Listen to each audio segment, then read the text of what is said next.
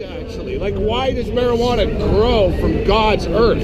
Well, we acknowledge that obviously God has made marijuana, but your thinking has got to get higher than that. You got to ask yourself the question, is marijuana for my consumption? Is it for my consumption? And it's obviously not for your consumption. You know, the first time you smoked weed, what happened? First time you smoked weed, you were coughing. Is marijuana That's right. a gateway to God then? Well, it's a gateway drug. We know that. It's the welcome. Weed is the welcome wagon. What's at the end of the Weed is the welcome wagon to many drugs. Talk to any crack addict or meth addict in the streets of Toronto and ask them what was one of the first drugs they got involved in. And it'll be marijuana. It'll be pot. There you go. Oh, no. I'm talking about a drug that impairs you. in their food? So no doubt weed is the welcome wagon drug. It welcomes you to the world of drugs. Many other drugs out there. No, sugar will not impair you. You can still drive a car and have a coffee. Do you take an aspirin if you have a headache? You can still drive a car and take a Tylenol. Do you? Well, that's a drug, but you're taking a drug. But it doesn't impair me. Remember the Bible says be sober.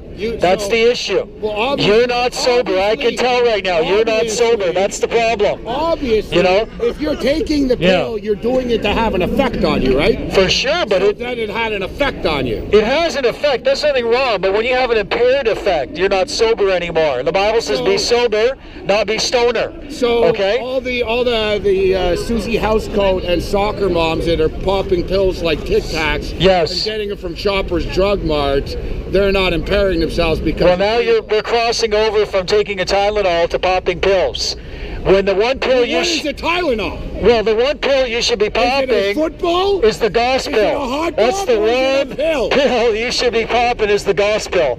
That would change you on the inside out. The only reason why you got to pop all those pills is because you're lacking that one big pill. The transformation. So this guy's going from one aspirin to somebody popping pills all the time.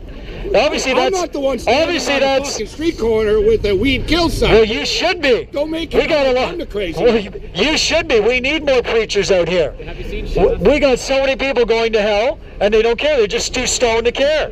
And you're obviously not concerned about their soul. Street corners and harass people. Do they go to hell? Well, why are you feeling harassed?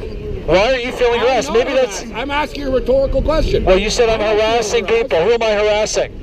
Society? Perhaps your conscience. That's right. Perhaps your conscience is bothering you. Because you've lost all motivation because of the motivation. It's all gone. I've lost a lot of money gambling, but my conscience is still here. How do you feel about gambling on sports? Well, I'm more concerned about gambling with your soul. That's what many of you are doing. Okay? I'm more concerned about that.